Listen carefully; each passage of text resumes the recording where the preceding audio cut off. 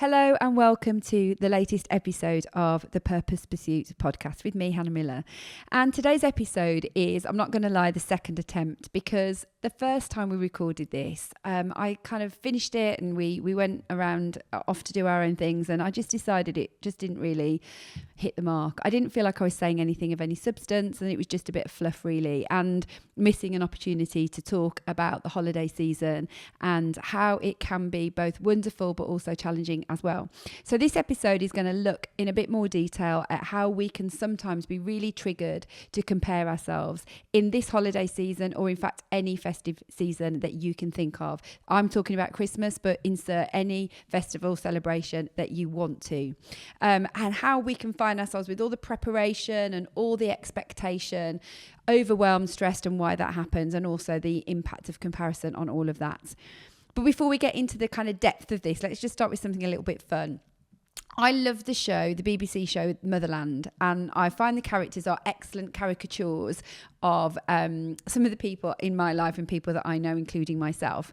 And so I was thinking about Christmas prep and the way we all approach Christmas quite differently. You know, you've got all kinds of pre-thought out individuals who are really well planned to your last minute procrastinators.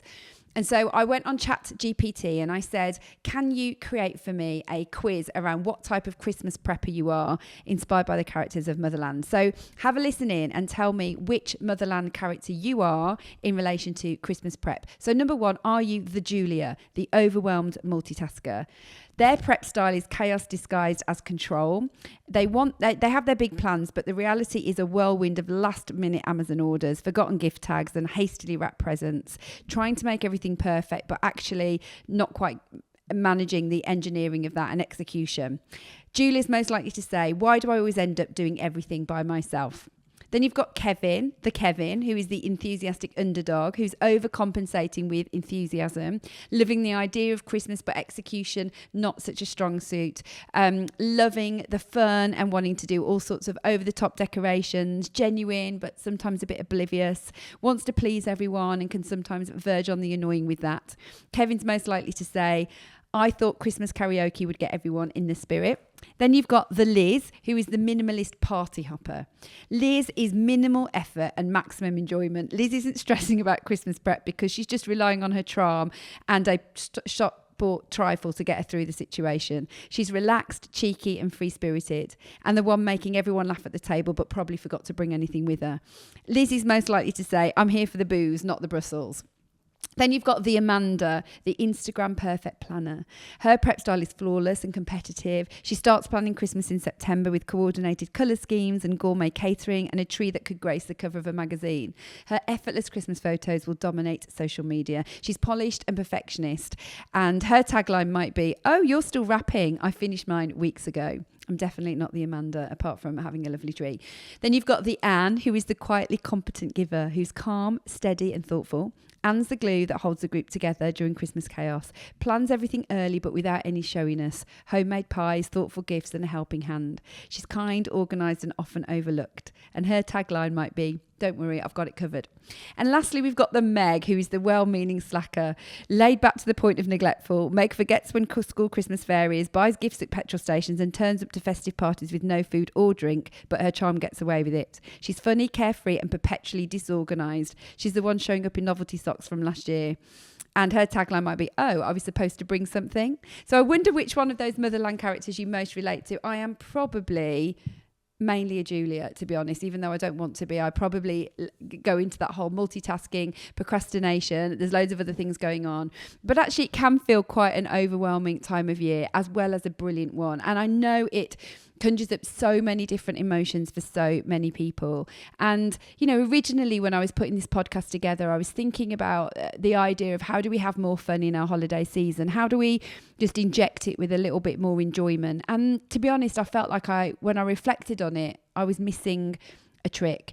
And really, it's not about just forced fun or injecting a bit of fun into a situation, but it's about understanding why Christmas or any other holiday season can be difficult for us, especially when it comes to the whole issue around comparison. And for loads of people, they find themselves feeling even more reason to to compare themselves to other people throughout the Christmas season. In fact, Christmas comparison culture is a whole thing. Apparently, according to mental health charity Mind, 1 in 10 people feel unable to cope at Christmas, and 28% of us feel the pressure to have a perfect Christmas. And I think that is probably driven, or increasingly driven, by a sense of comparison. And I don't want to say that that is just because of social media, because I feel like this conversation around comparison has become synonymous with just talking about social media, when comparison has been around a lot longer than that. In fact, if you think back to any historical story, there is an issue often around comparison that causes to some kind of breakdown in relationship or an issue to arise. There are loads of reasons why we compare ourselves to other people, and I think Christmas is this sort of melting pot or kind of opportunity for those comparisons to really rise to the top, or become something that normally we keep under control, but it has a whole extra Christmas dimension to it. If you're a parent, there can be so many ways you compare there. You can be comparing as to whether you're making it fun enough, whether you are spending enough, whether you are decorating enough, whether your activities are enough, whether you are making sure your children are having enough of a magical experience, or have you taken them to Lapland or any other Christmas festivity that there is out there, and what is everybody else doing with their children. We can also compare to other people's actual families. We compare to our own family upbringing and what it looked like for us compared to other people, or whether we're an only child, or whether we live in the same country as our family, whether we even want to be with our families, whether we have siblings we want to be with or don't want to be with. What our family situation feels like can be a real cause for comparison for so many people. And it's complex. Family stuff is complex, and we can look on and think their family situation is something that I would like, and that causes a sense of comparison, which often leaves us feeling lack. There's something that happens at Christmas, isn't there? People send Christmas letters. I don't know whether you've ever had any of those. They're inside Christmas cards, and it's like a Christmas update. I know loads of people who do them, and in fact I have done 1 or 2 many years ago, and I was thinking about Christmas letters. I don't think I would ever write a Christmas letter and just put in it all the things that were really hard that year. Like, all the updates of the family. Hannah has had an injury this year and has really struggled to exercise, which has made her feel really rubbish about herself and has put some weight on. I'm not going to put that in a Christmas letter. You're going to hear the highlights, and we receive these Christmas letters and we read them, and most of the time they are filled with such and such got this job, and this person's got promotion, and this person's having a baby, and this person's bought a house, and this person's getting married, and this person's got engaged, because that's what we do. We share that kind of news, and there's nothing wrong with doing that. In fact, that's the point of a Christmas letter. But on the receiving end of that Christmas letter, you're then left thinking, oh, well, did anywhere near that number of things happen for me? And everything is just, riding high for them, and everything is working out well for them. And perhaps even receiving those Christmas letters can feel like a little bit of a trigger. Then there's the whole money and gifts aspect around Christmas. How much are you spending? Are your presents extravagant enough, or thoughtful enough, beautifully wrapped enough? Are you giving as much as other people give at Christmas time? And that can feel like another whole train of comparison that we can get on. I think that even the pressure to make sure you're having fun, and other people having more fun than you are, is family and Christmas being everything it should be. And that can feel like an overwhelming pressure as well. And then you've got cooking, and people who absolutely adore hosting and go to town and just make it look so effortless and so easy. And then there's those of us who hate hosting and can't bear the thought. And then there's the rest of us who are somewhere in between, who are trying really hard to host, but it's actually quite a challenge to have that many people for such a extravagant, multi-layer roast dinner. I know on Christmas Day, however, it doesn't matter how many times I've done Christmas, and I have a lot of people often at Christmas time. I've got a list of everything that needs to happen and exactly what time it needs to happen, because if I don't do that, all hell is going to break loose, because I don't do it naturally without that kind of thought going into it. There's the keeping up with one another. And then there's New Year as well. What are people doing for New Year? Am I invited? Is everyone going somewhere without me? Oh my gosh, that whole New Year thing is something that I absolutely cannot bear. That feeling of other people not being included, or plans being made, or who's doing what party, what's the ultimate thing that people want to do, again leading to comparison and potentially leading to loneliness for other people. And then of course there is social media, which I have just said I don't want this to become just about social media, but it does add another dimension to this idea of what we exhibit in front of people and what we show other people and what's really going on.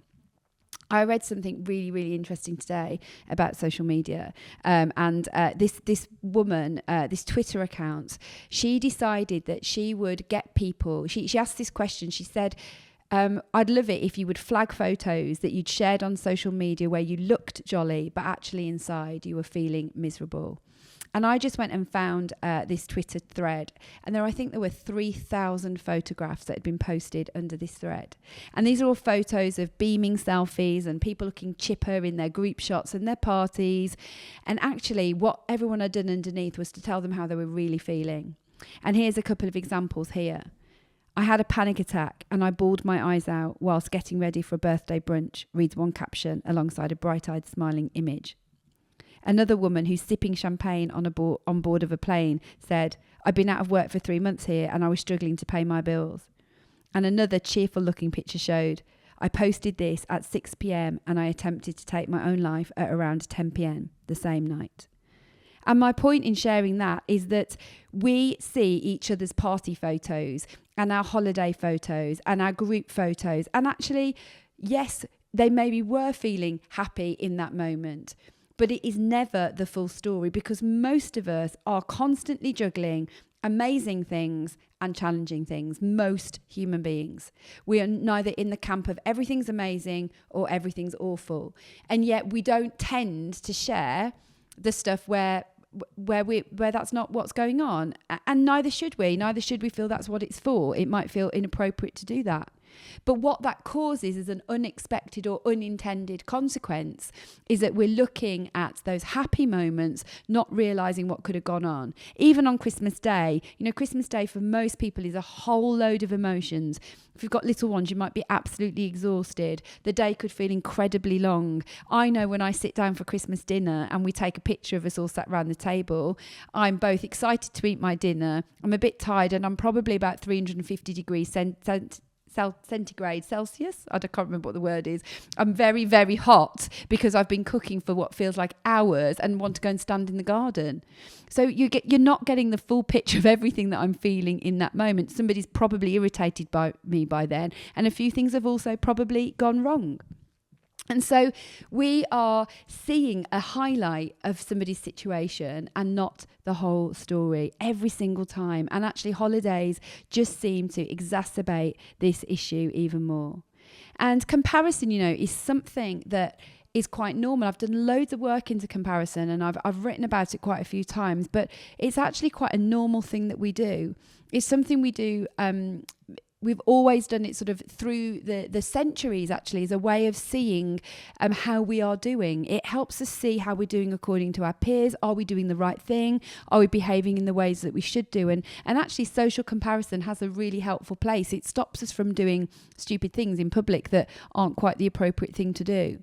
But the problem is so much of it in our modern era is not doing us any good whatsoever.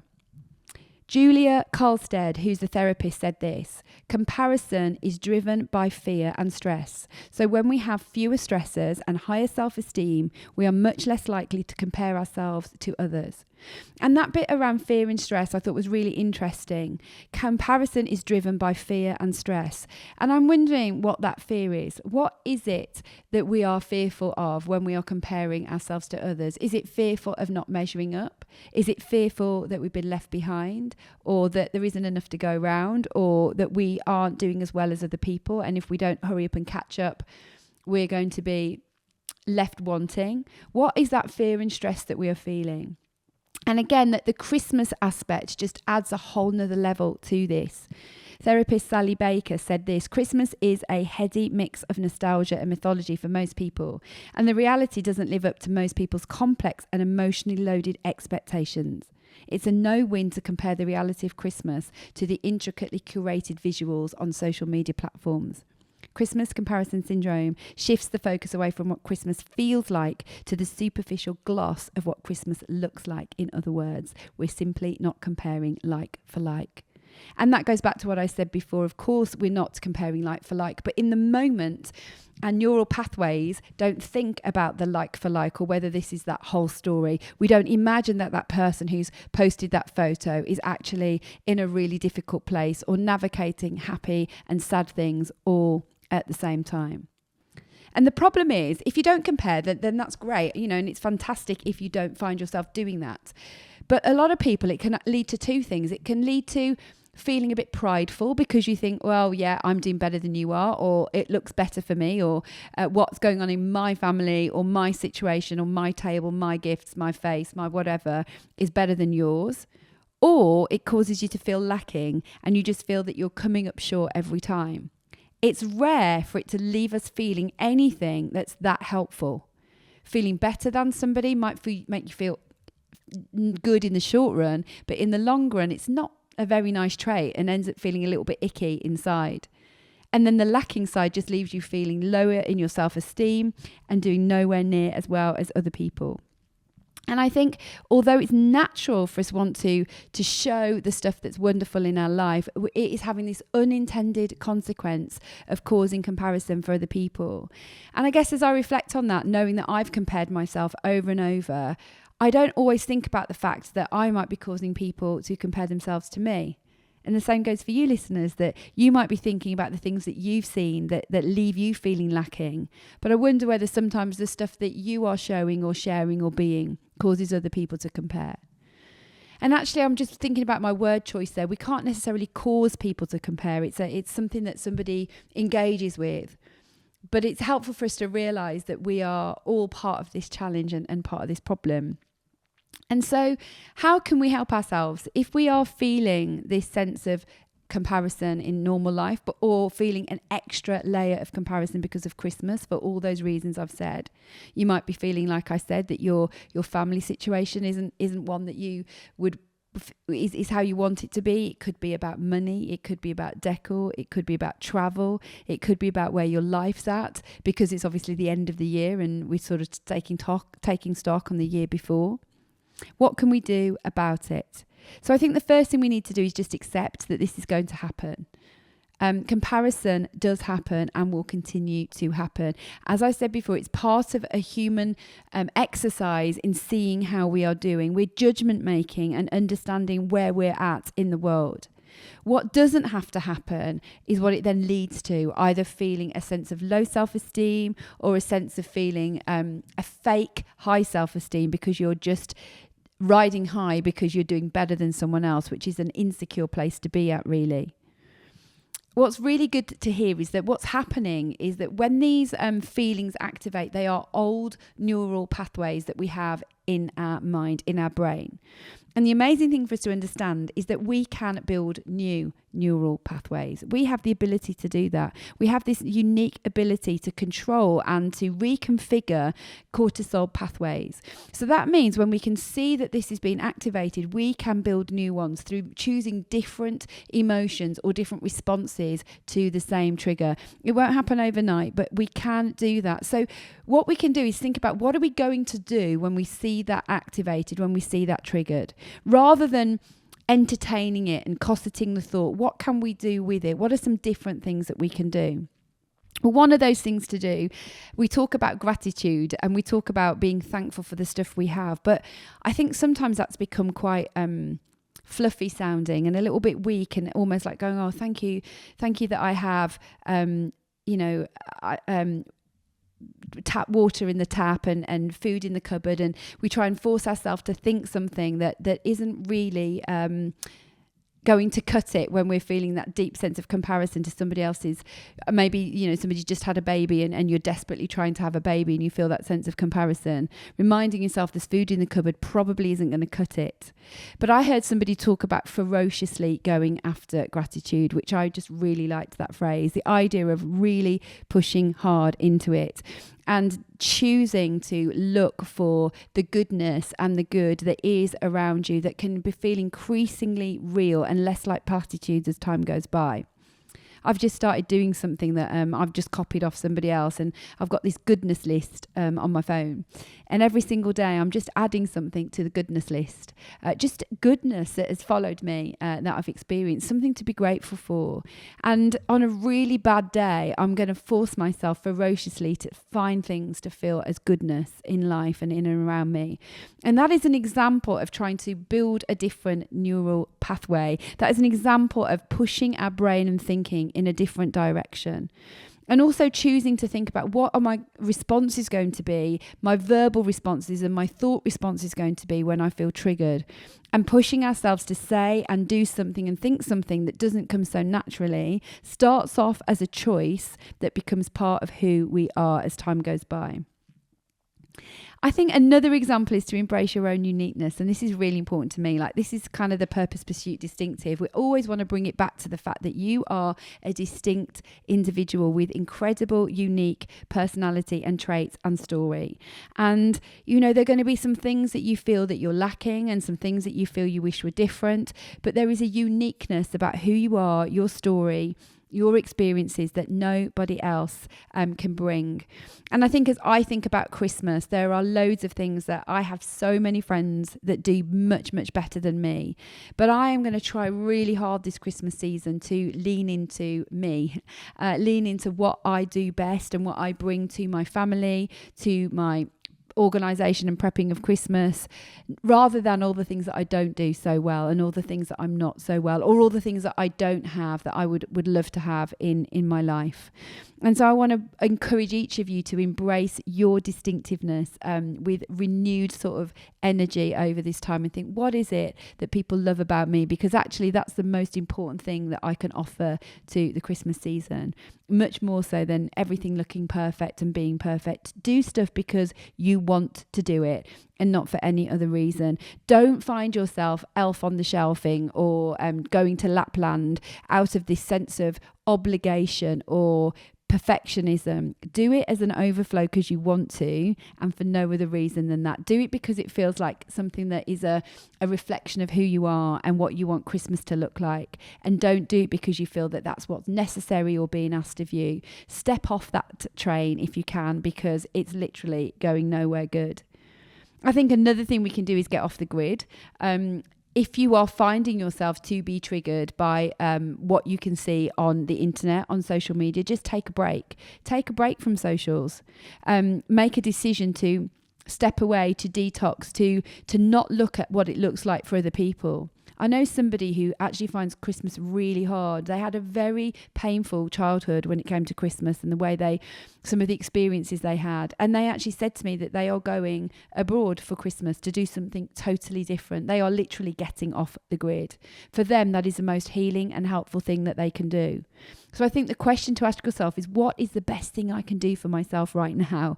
And if you're about to pick up your phone or you're about to engage in something that's going to leave you in comparison land, then put it back down and choose to do something else. And if you're with long lost relatives over Christmas and they're sharing their stories of success and they're sharing their opinions of why their life is going so well, I think some of the best thing we can do in those moments is just say, that sounds wonderful for you. And to not get involved in a tit for tat or trying to come back with how it looks for you. I think sometimes we can just learn to leave it where it is. And you know, we've got to decide what our measures of success are. I don't want to define my life by feeling like I'm comparing myself with lack to somebody else's definition of success, which I don't even want anyway. That's just a messy situation that doesn't work for anybody. So as you head into this Christmas season, you know, think about making those authentic connections with the people that you love, with the people that you want to be with, the people that leave you feeling better about who you are, and be that person to them. Let's do our best not to compare. Let's be grateful for the life we're in and the situation we're in. And let's grow some new neural pathways that help us to be able to afford it and let it go when we feel a little bit triggered. And however prepped you are for Christmas, ultimately the most important things that anyone remembers are the experiences we have with one another. I'm a parent of older children, and I kind of want to just say as my last point, if you've got little ones, you know, they honestly don't remember hardly anything about Christmases gone past. I'll talk to our kids and say, do you remember when we did this? Remember we did that? And they're like, no. And there's me thinking I'm laying down these core memories that they don't really have. What they do remember are just certain traditions, certain ways that we do things, and the fact that we are together as a family. That is some stuff that they will remember. Who remembers what they had for Christmas when they were 7? Probably nobody. So worry less about that and worry more about the family and the environment that you are creating. And think even less about what somebody else is doing down the road, because it is absolutely has no bearing on what your Christmas and holiday season can be like. I hope you have a wonderful time, whatever it looks like. And I hope that you recognise that you are incomparable and there's nobody just like you.